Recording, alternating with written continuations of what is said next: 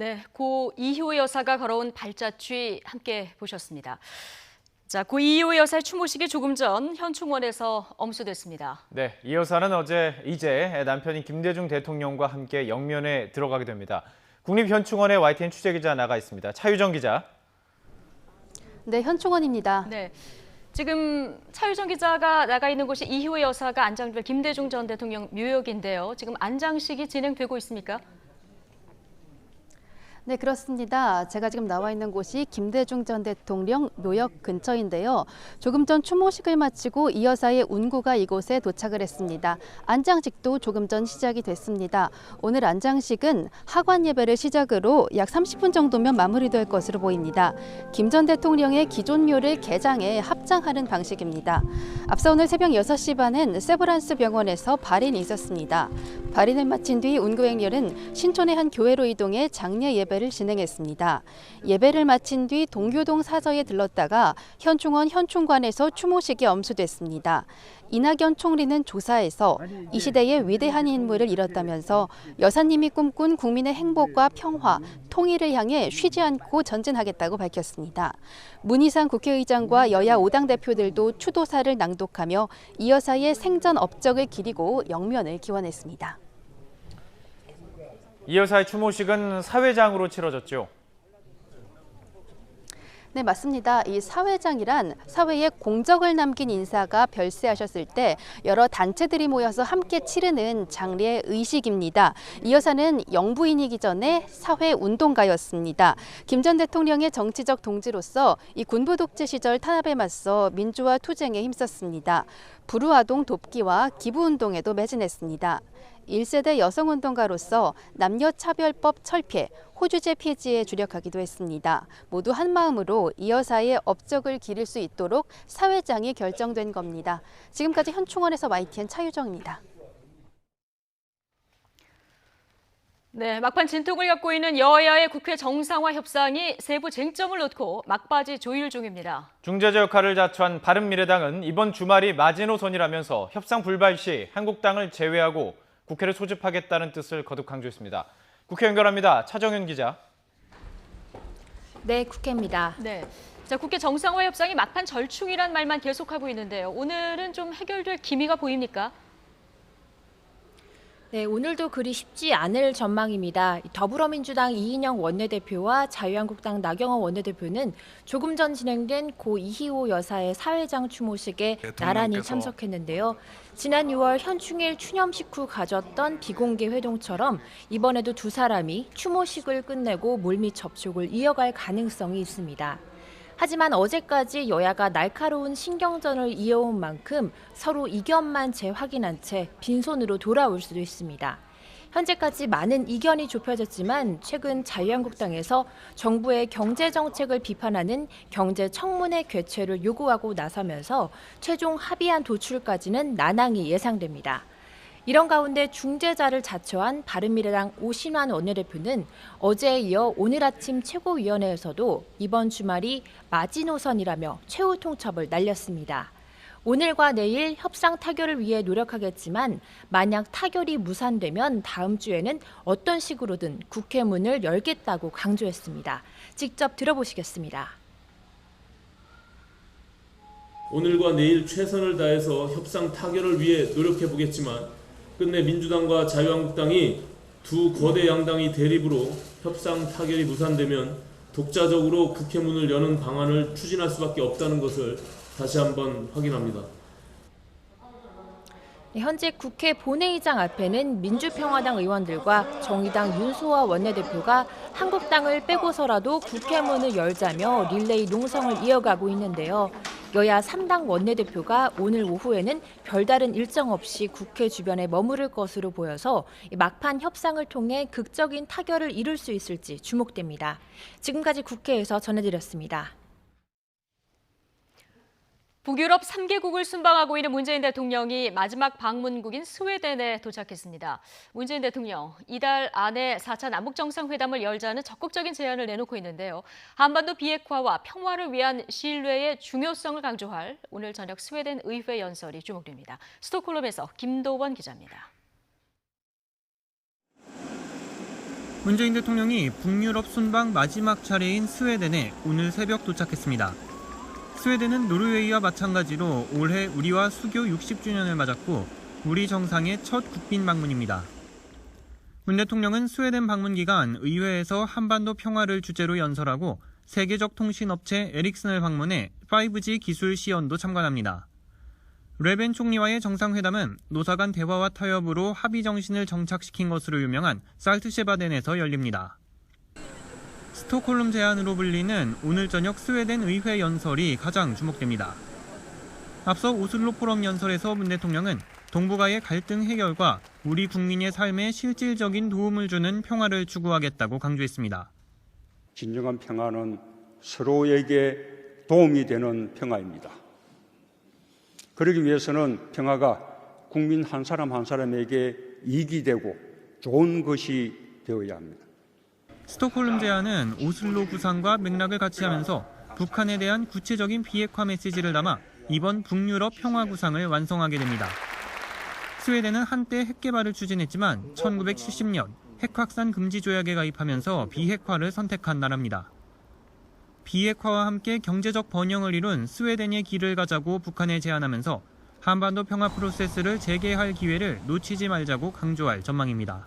남북 간에 아주 짧은 기간 동안 연락과 협의로 정상회담이 이루어진 경험도 있기 때문에 물리적으로 불가능하지는 않습니다. 문 대통령은 이번 순방 기간 남북, 북미 간 조속한 대화 재개를 적극적으로 촉구하고 있습니다. 이달 말 트럼프 대통령의 방한 전에 북한이 다시 대화 테이블로 나오는 것이 가장 중요하다고 판단하고 있는 것으로 보입니다. 스톡홀름에서 YTN 김도원입니다. 개성 남북공동연락사무소의 신임 남측소장인 서호 통일부 차관이 오늘 임명을 처음으로 연락사무소를 찾아 업무를 봅니다. 서 차관은 오늘 북측으로 출경해 연락사무소에 근무하는 남측 직원들을 격려하고 사무소 업무를 점검할 예정입니다. 다만 앞서 북측이 전종수 북측소장이 평양에서 개성에 오지 못한다고 알려온 만큼 오늘 서 차관과 전종수 북측 소장 간의 상견례는 진행되지 않을 전망입니다. 서 차관은 지난 7일 전임자인 천혜성 전 통일부 차관을 잇는 2대 남측 소장에 임명됐습니다. 데이비드 스틸웰 미 국무부 동아태 차관보의 의회 인준 절차가 마무리됐습니다. 이로써 트럼프 정부 한반도 라인의 재편 작업이 완료됐는데 대북 대화 재개 조짐과 맞물려서 관심이 모아지고 있습니다. 워싱턴에서 김희준 특파원입니다. 스틸웰 국무부 동아태 차관보 지명자가 상원 본회의 인준을 통과했습니다. 찬성 93대 반대 4표. 수잔 손튼 차관보 사퇴 뒤 지난해 10월 트럼프 대통령이 지명한 지 8개월 만입니다. We'll turn to the executive branch and confirm David Stilwell to serve as Assistant Secretary of State for East Asian and Pacific Affairs. 예비역 공군 준장인 스틸웰 차관보는 합참 아시아 국장과 주중국 대사관 무관을 지낸 아시아통입니다. 한중일 3개 국어도 구사합니다. 대북 강경파로 북핵 위협을 시급한 안보 문제로 내세우며 제재를 강조해왔습니다. North Koreans know that we're not going to pull back just on their word. We've been fooled enough times, and so the steady pressure will continue to have an effect. As for the sanctions, 스틸웰 차관보 인준으로 트럼프 정부의 대북 협상 라인 재편도 마무리됐습니다. 국무부는 폼페이오 장관과 스틸웰 차관보, 비건 특별 대표 등이 백악관은 볼턴 국가안보보좌관 아래 포틴저와 후커 보좌관이 한반도 실무를 이어갑니다. 슈라이버 국방부 동아태 차관보는 스틸웰, 포틴저와 함께 한반도 정책 실무 삼각축으로 꼽힙니다. 대북 대중강경파 포진으로 비핵화 협상과 미중 무역 협상 모두 쉽지 않은 길을 예고해왔습니다. 다만 최종 결정에 열쇠를 진 트럼프 대통령이 친서 외교 가동으로 불씨가 살아난 3차 북미 정상회담을 어떻게 성사시켜 나갈지 주목됩니다. 워싱턴에서 YTN 김유진입니다.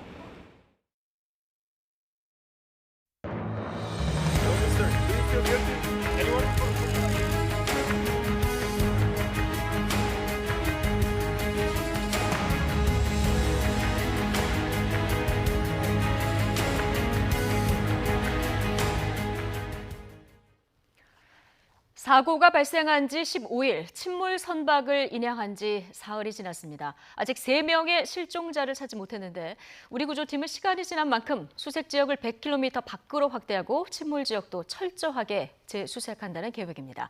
홍성욱 기자의 보도입니다. 한국과 헝가리 구조대를 태운 보트가 선착장을 떠납니다. 사고가 발생한 지 벌써 보름이나 지났지만 남은 실종자를 찾기 위한 수색은 멈출 수 없습니다. 수백 킬로미터에 달하는 다뉴브강 어디에서 실종자가 발견될지 알 수 없는 상황.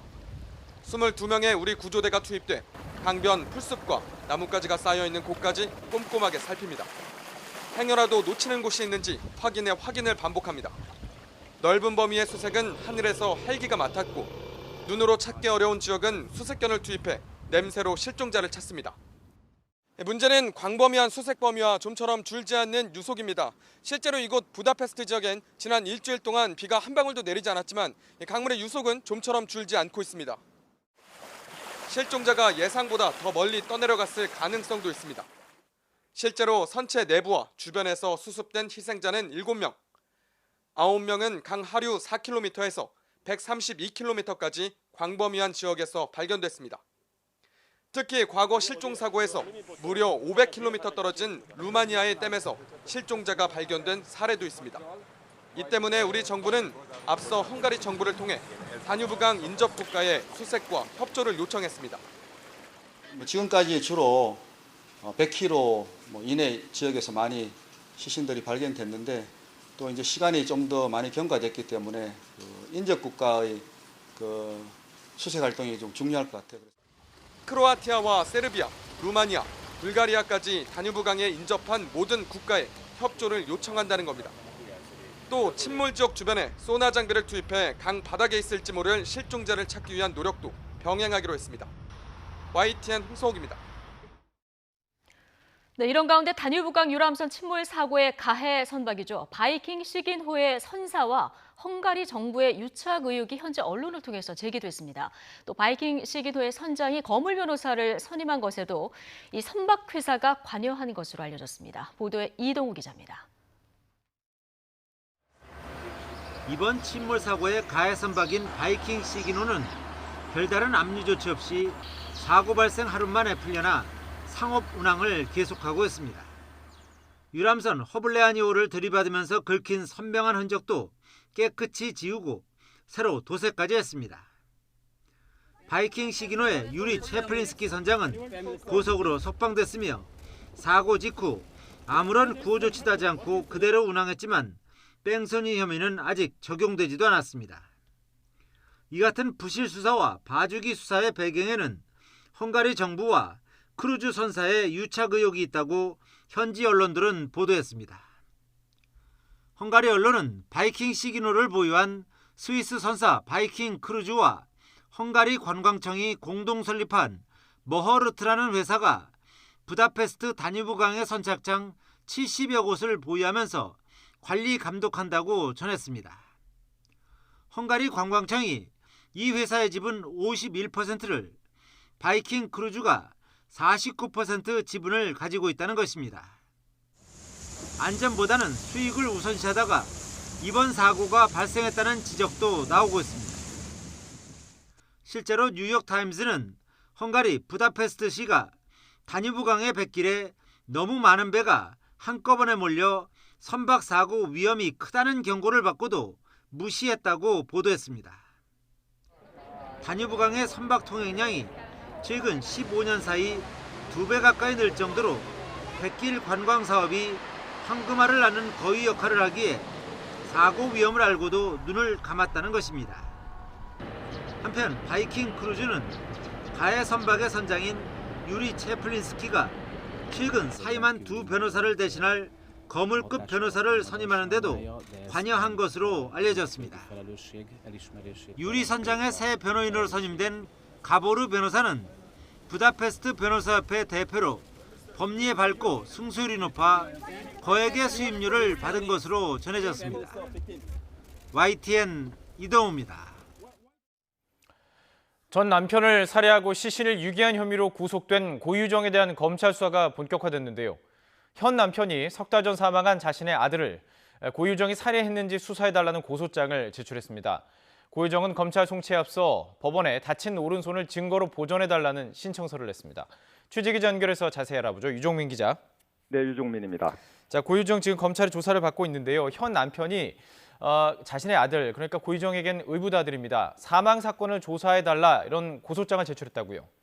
네, 그렇습니다. 고유정은 전 남편과 2017년 이혼한 뒤 현재 남편과 재혼해 충북 청주에서 생활해 왔습니다.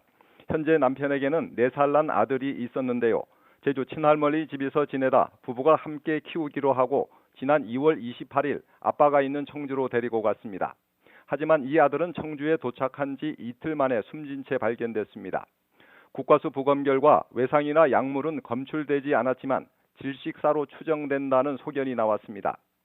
석 달 동안 소문만 무성했던 의붓 아들 사망 사고는 고유정이 자신의 아들을 살해했는지 수사해달라는 고소장이 제출되면서 재수사가 이루어지게 됐습니다. 고소장에는 고유정이 자신의 아들을 살해한 것으로 의심되는 정황이 많다는 취지의 내용이 담긴 것으로 전해졌습니다. 또 이 고유정이 의붓 아들 장례식에도 참석하지 않았다고 전해지고 있습니다. 그리고 이 검찰 수사를 앞두고는요, 다친 손에 대해서 증거 보존 신청도 냈다고요. 네, 의붓 아들은 사망 직후 제주로 옮겨져 장례가 치러졌습니다. 하지만 고유정은 장례식에 참석하지 않은 것으로 알려졌습니다. 이 때문에 재혼한 남편과 다툰 것으로 알려졌습니다. 이런 가운데 고유정은 재판 준비에 몰두하는 모습입니다. 고유정은 검찰 송치를 앞둔 지난 10일 변호인을 통해 법원에 증거보존 신청서를 냈습니다.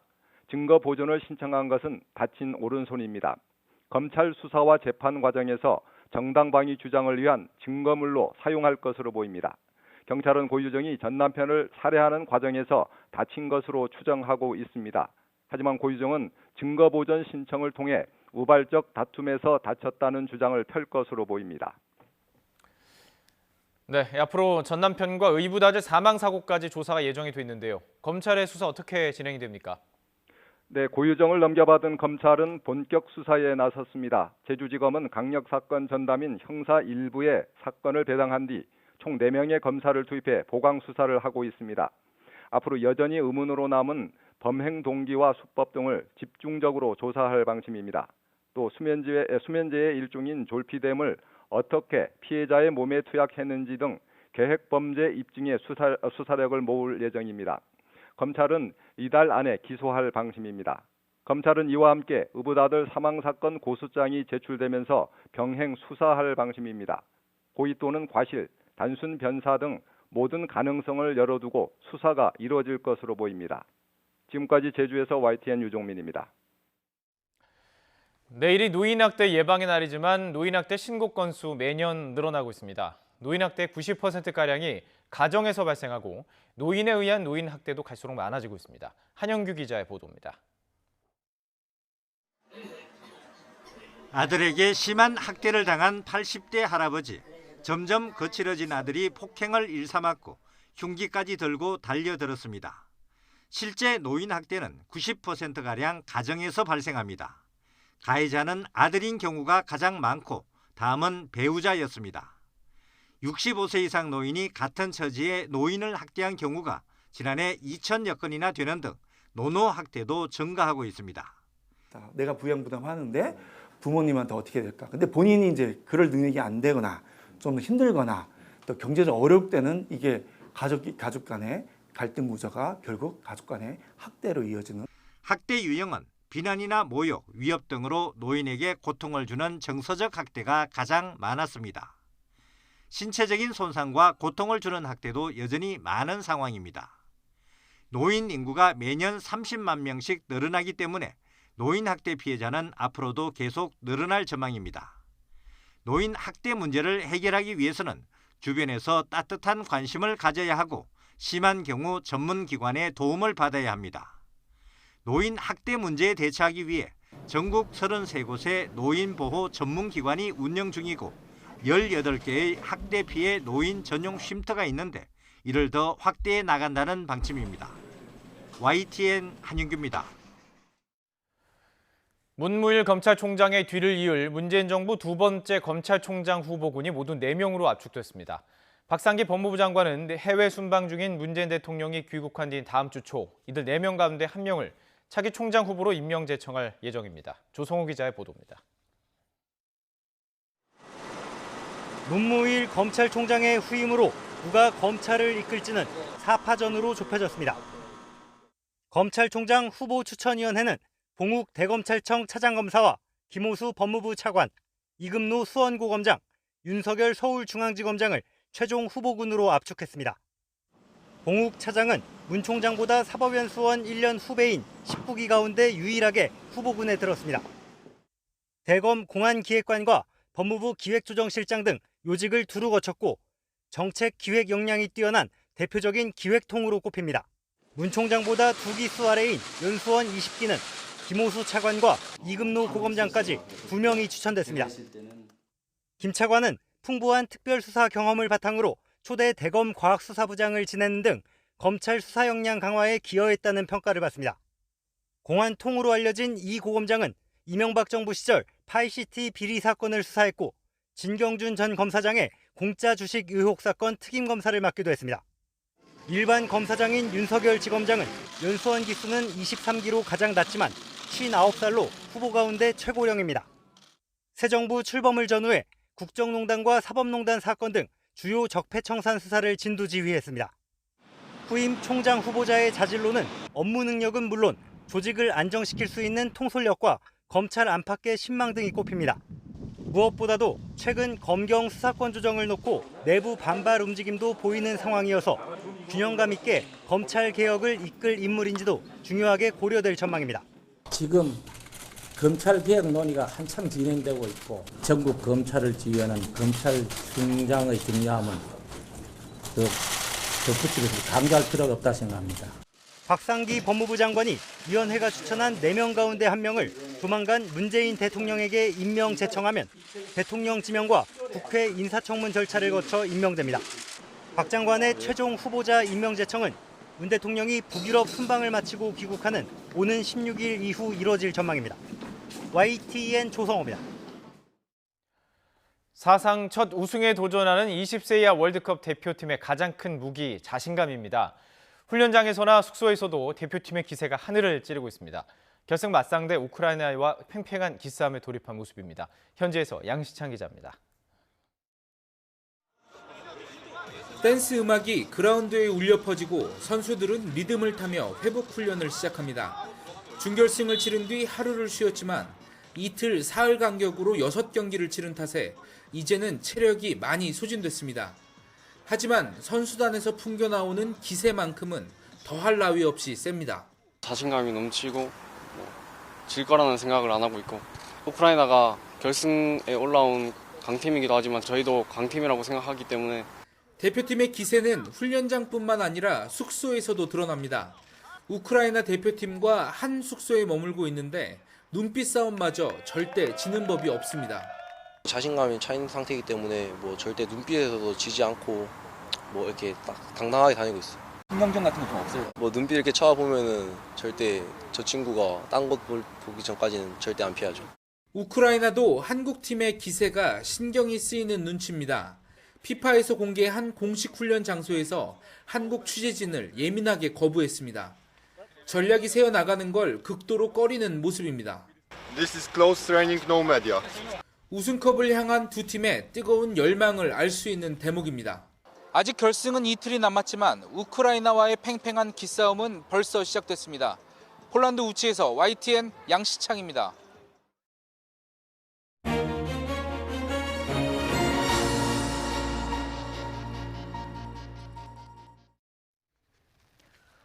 네, 승리의 버닝썬 게이트 수사가 아직 진행 중인 가운데 YG 엔터테인먼트 또 한 번 논란의 중심에 섰습니다. 소속 가수 비아이의 마약 수사를 양현석 대표가 무마했다, 이런 의혹이 일고 있는데요. 사건은 지금 권익위에 접수된 상황입니다. 앞으로 수사 어떤 방향으로 이루어질지 마약 전문 변호사 연결해서 좀 짚어보겠습니다. 박진실 변호사 나와 계시죠? 네, 안녕하십니까. 박진실 변호사입니다. 예. 자, 비아이. 아마 이 비아이가 누구지 하다가도 노래를 들으면 이 가수가 누구구나 금방 아실 수도 있을 것 같은데요. 이 비아이가 마약을 했다고 주장하는 공익 제보자 YG 연습생 출신입니다. 먼저 그 2016년에 어떤 일이 있었는지 좀 돌아가서 봐야 좀 앞으로 얘기할 얘기들은 이해가 될 것 같습니다. 예, 뭐 2016년도에 이미 한서희라는 그 공익 제보자가 그 YG 마약 탑이나 뭐 이런 빅뱅의 사람들과 마약을 했다라는 것으로 처벌을 받기도 했고요. 그래서 지금 새롭게 이제 이 얘기가 나온 것으로 인해서 그 당시 본인은 BI에 대해서 대마와 그 LSD에 대해서 제보를 했는데 그 부분에 대해서는 양현석 대표가 본인에 대해서 협박을 해서 진술 번복해서 그 부분은 수사가 되지 않았다. 그렇기 때문에 양현석이 이 사건의 몸통이다라고 지금 언론에서 지금 주목을 하고 있고 수사가 다시 이루어져야 된다라고 얘기하고 있는 것 같습니다. 예, 그러니까 다른 건으로 이미 이제 집행유예 받고 있는데 당시 수사 과정 중에 이 BI가 마약을 했다 이런 주장을 했었는데 진술을 번복을 했었어요. 이 제보자가 당시에는. 네. 그런데 처음에는 그 카카오톡 문자 메시지도 그 주고받았던 BI의 그 BI와 같이 얘기했던 부분들에 대해서 얘기를 진술을 했는데 아마 3회부터 진술을 번복했는데 그 부분이 양현석 대표의 강요에 의해서 했다라고 얘기를 하고 있는 것 같습니다. 예, 그 카톡 그래서 경찰 예, 메시지를 저희가 그 그래프로 준비한 게 있는데 좀 보여주시면 뭐 그거 하면 환각이 보이냐 당연하지 한 100만 원어치 소유하고 싶다 그랬더니 이상한 거에 소유익인데 그거 사두면 마음 편해 이런 대화가 이제 오간 카톡 내용 이번에 이제 한 언론에 의해서 공개가 됐는데 이걸 당시 그 경찰에도 보여줬는데 수사를 안 했다는 이런 상황인 거죠? 그렇습니다. 기본적으로 그 정도 문자 메시지가 있었다면 본인이 또 줬다 LSD랑 이런 게 대마도 같이 투약하고 LSD도 줬다라고 한다면 이런 문자 메시지를 가지고 수사를 좀 해볼 수도 있었겠죠. 예. 그러니까 뭐 처벌과는 별개로 수사 입건도 안 됐다는 것 자체는 조금 이해하기 힘든 이런 부분이 있는 거죠. 입건 부분에 대해서는 좀 더 정확하게 좀 파악을 해서 입건을 할 텐데 홍역 마약 사범들은 한 명이 이제 검거되고 나면 공범에 대해서 조사를 시작을 합니다.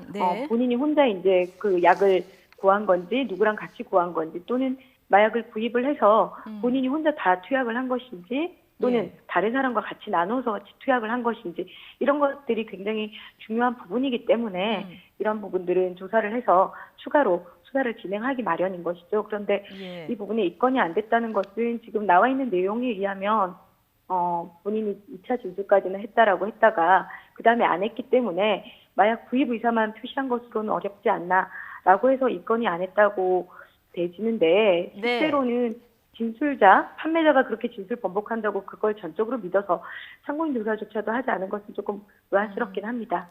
근데 변호사님, 어쨌든 경찰이 마약 사건임에도 제보자가 진술을 번복했기 때문에 이제 수사에 안 들어간 거 아니겠습니까? 근데 이게 일반적인 상황입니까? 일반적인 상황이라고는 단정 짓기는 어려운 것 같습니다. 실제로는 마약 수사는 저희가 속된 말로 고구마를 캔다라는 얘기를 할 정도로 한 명이 입건되면 그로 인해서 많은 사람들이 같이 공범들이 찾아지는 게 너무 당연한 것이고 수사기관에서는 또 그런 부분들을 때문에 굉장히 수사를 열심히 하시거든요. 그런데 그 진술 번복만 했다라고 해서 온전히 믿어서 수사를 하지 않은 것은 뭐 조금은 좀 이상한 부분이 될 수 있는 것이죠. 어쨌든 지금 이 제보자 주장대로라면 단시 진술 번복을 종용을 했고 이 과정에서 이제 협박도 받았다. 이런 주장을 하고 있는 상황인데요. 이 BI라는 한 아이돌 가수의 마약 투약 의혹이 지금 연예인 기획사 대표 그리고 경찰과 유착 의혹까지 지금 번진 이런 상황인데 양현석 대표가 이 제보자 한 씨 말에 따르면 일본에서 마약 성분을 빼낼 수 있다. 자, 이런 얘기도 했다고 합니다. 이게 사실이라면 실제로 이게 가능한 방법입니까? 통상 마약 사범들을 이렇게 만나다 보면 본인들이 뭐 마약을 빼는 방법이 있다라고 하지만 실제로적으로는 그 마약을 뺀다는 것은 기본적으로 몸에서 이제 외부로 유출하는데 좀 더 빠른 시간 내에 본인들이 약에서 이제 흔적이 남지 않게 하려고 하는데 그런 방법들은 제가 봤을 때는 실제적으로 존재하지 않는 것 같고 다만 사우나를 간다거나 수액을 맞아서 좀 더 피를 뭐 맑게 한다거나 건강을 회복하는 차원으로 얘기를 하는 것이고 아마 그 얘기를 해서 제보자가 지금 마약을 같이 투약했고 본인이 줬다라고 얘기하는 부분에 대해서 객관적인 증거가 없다면 제보자 진술에 신빙성이 없기 때문에 진술 번복하라고 강요를 하는 차원에서 그런 얘기가 나오지 않았나 싶습니다. 그럼 이런 여러 가지 얘기들이 진술 번복을 종용하기 위한 협박 멘트였을 가능성이 있다. 이렇게 보시는 거군요. 그렇죠. 그 방법이 그렇게 다 있다면 지금 많은 사람들이 그렇게 사용했겠죠. 예. 다만 지금 일본 가서 우리는 다 그렇게 빼는 방법이 있다라고 얘기가 나온 것은 일단은 현재에서는 국내에서는 그게 이제 진술이 나온다면 수사를 했을 때 소변 모발에서 금방 확인이 될 수 있는 부분이잖아요. 네. 그렇기 때문에 일단은 해외로 보내서 충분히 안정을 시키고 건강을 회복한 다음에 그런 부분들이 뭐 좀 더 많이 시간적으로 걸린다면 증거를 확보하는데 어려울 수 있기 때문에 그런 말을 해서 한수의 진술을 번복하는데 좀 영향을 미친 게 아닌가 그런 생각이 듭니다. 예, 어쨌든 경찰은 수사를 안 한 게 아니라 못하는 것이다 이렇게 주장을 하고 있는데요. 법률상으로도 마약 구매 의사만 드러난 거 가지고 처벌할 수는 없는 거죠? 그렇죠. 마약을 구매를 하겠다고 의사를 표현한 것만으로는 마약 매수에 있어서 실행의 착수라고 좀 보기가 어렵습니다. 예. 아마 돈을 보내는 정도의 실행의 착수가 있어야지만 마약 매수가 된다고 봐서 수사를 하는 거지 단순히 구매하고 싶어요라는 말만 가지고는 아마 경찰도 좀 어렵지 않았나 그런 생각이 듭니다. 그렇죠. 지금도 지금 BI는 내가 의지하고 싶었던 것은 사실이지만 실행은 안 했다. 겁나고 무서워서 하지는 못했다. 이런 진술을 하고 있거든요. 이런 주장을 하고 있는 상황에서 3년이 지난 이 마약 투약 의혹을 어떻게 밝혀낼 수 있습니까? 그러니까 3년 정도 지난 마약 사건에 대해서 지금 현재의 소변 모발을 했을 때 그게 뭐 모발도 지금 외부의 환경에 많이 노출돼 있고 그리고 뭐 염색이나 탈색을 했다면 이게 시간적으로 굉장히 상당히 흘렀기 때문에 지금까지 투약을 하지 않았다면 힘들 것 같고요. 다만 이제 투약 부분에 대해서는 그렇지만 판매 부분에 대해서는 지금 BI가 자기네 숙소 앞에 있는 은행에 가서 현금을 인출해서 줬다라고 진술하는데 아마 그 내용이 확인이 된다면 제보자의 진술에 좀 더 신빙성이 있다고 보여지기 때문에 판매 부분은 수사가 좀 된다 하더라도 투약 부분을 입증하기는 조금 어려워 보입니다. 예. 지금 어쨌든 경찰 유착 의혹이 일다 보니까 이 사건을 지금 대리하고 있는 변호사가 수사기관 경찰이 아니라 지금 권익위에다가 신고를 했거든요. 이렇게 되면 앞으로 수사는 누가 맡고 또 어떻게 이루어지게 되는 겁니까? 어쨌거나 마약 범죄에 대해서는 수사기관이 수사를 할 것이고요. 근데 이착 부분에 대해서는 따로 경찰 단계에서 들여다봐야 되지 않을까 그런 생각이 듭니다. 그 부분은 기존에 이제 수사를 했던 분들이 뭐 직무유기를 한 것인지 또는 뭐 뇌물을 받고 그걸 봐주기를 한 것인지 그것은 별도의 문제가 될 것 같고요. 그 당시에 마약 부분에 대해서 좀 기록을 가지고 좀 제대로 되지 않았던 부분들에 대해서 확인을 한다면 제대로 좀 수사가 이루어져서 유착 부분이 좀 밝혀져야 되니까 그리고 범죄를 지은 사람은 끝까지 그로 인해서 처벌을 받는다 이런 것들이 명확하게 인식이 되어져야 되기 때문에 또 그런 부분은 계속 따로 이루어져야 된다고 생각을 합니다. 어쨌든 이 제보자가 몸통이 양현석 대표다 이렇게 이제 진술을 한 마당에 소환 조사, 양현석 YG 대표 소환 조사도 가능합니까? 지금 소환 조사로서는 아마 강요라는 부분이 강요죄로 본인이 내가 의무 없는 일을 협박에 의해서 진술을 번복했다. 나는 그러고 싶지 않았는데 그 협박에 의해서 진술을 번복하는 그런 강요죄가 된다면 그 부분에 대해서 양현석 대표를 소환해서 조사를 할 수는 있겠지만 단순히 지금 다른 아직 마약을 양현석 대표가 했다거나 정경 유착이 뚜렷하게 밝혀지지 않는 이상은 좀 더 수사가 이루어진 다음에 그때서 아마 소환 조사가 이루어져야 될 것으로 보입니다. 어느 정도 수사에서 무언가 개연성이 있어야 그때 이제 소환이 가능할 것이다. 알겠습니다. 어쨌든 제보자 한모 씨가 이 사건이 나한테 초점이 맞춰주면 안 된다 이런 얘기를 했더라고요. 이 얘기를 좀 새겨 들을 필요가 있을 것 같습니다. 지금까지 한국마약퇴치운동본부 자문위원인 박진실 변호사와 함께했습니다. 오늘 고맙습니다. 네.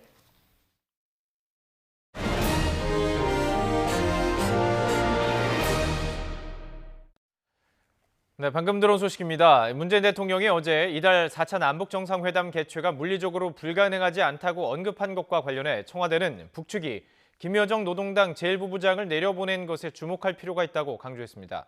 청와대 고위 관계자는 오늘 기자들과 만나 남북 정상회담에 대한 최종 결과가 나오기 전에 얘기하지는 못하지만 그런 부분을 주목하고 있다고 설명했습니다. 이 관계자는 김여정은 그 지위와 관계없이 상징성과 대표성이 남다르다며 북측이 이후 여사의 조의문을 전달하기 위해 남측에 책임 있는 인사가 나와줄 것을 요청한 부분도 중요하게 본다고 밝혔습니다. 이어 김여정 부부장과의 대화 내용을 보면 이후 여사가 김대중 전 대통령과 평생을 민족의 통일과 화합을 위해 살다 가신 뜻을 기려야 한다는 얘기가 나왔고 그것은 바로 남북 대화라고 볼 수 있다고 소개했습니다.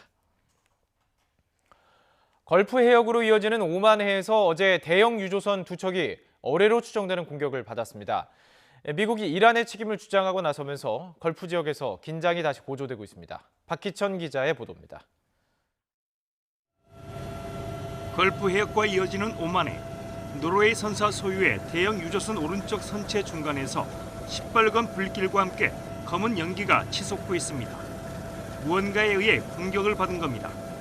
50km 떨어진 곳에서는 일본 기업이 임차한 유조선이 2차례 포탄을 맞았습니다.